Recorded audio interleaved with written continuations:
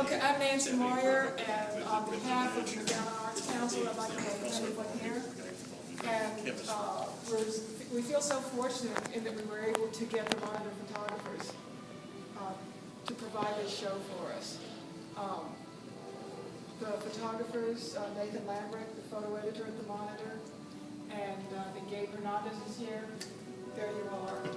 And Delcio Lopez is not here, and Joan Martinez is here. Thank you guys very much for coming. And this is, really just examples of fine photojournalism that will be on display that people can come in and look at. And we never get to see your work, at any lingering moment, when it's in the paper. And so this is just really a pleasure for us. I'd also like to thank Keith Arney for his there you are for coordinating this for the Arts Council. Thank you, Keith. And for the Arts Council, for the Chamber for providing the space. And Nathan, I think you wanted to say something about the photographers. Sure.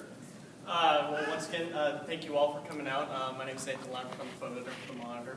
I've been here for about 8 years now. And, this has been a long time coming.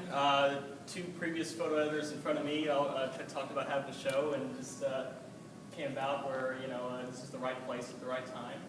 And once again, thanks to the Arts Council for having us, and the Chamber for providing everything. We've divided the space into the four current photographers at the Monitor. Myself, we have Delcio Lopez here. On the wall behind that is Joelle, and then Gabe over there. We just sort of, we take so many photos throughout the valley. We could have done an exhibit just about on anything. We could have done 40 photographs of immigration issues that have occurred over the past few years. I mean, half of that could have been border wall.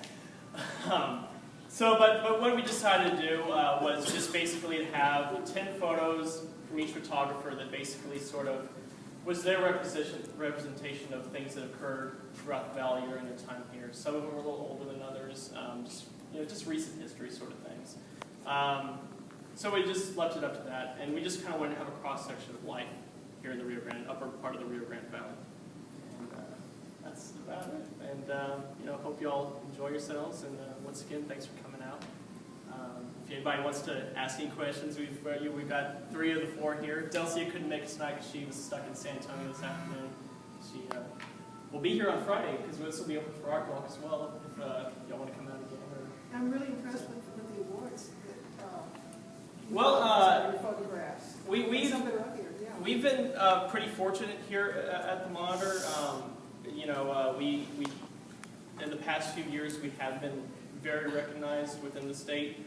Out of 4 of the past 6 years, the Texas Associated Press Managing Editors has selected one of our photographers as Photographer of the Year for our circulation size, which is upper mid-sized newspapers. We compete against Corpus, Steve Amarillo, Waco, Beaumont, El Paso. There's a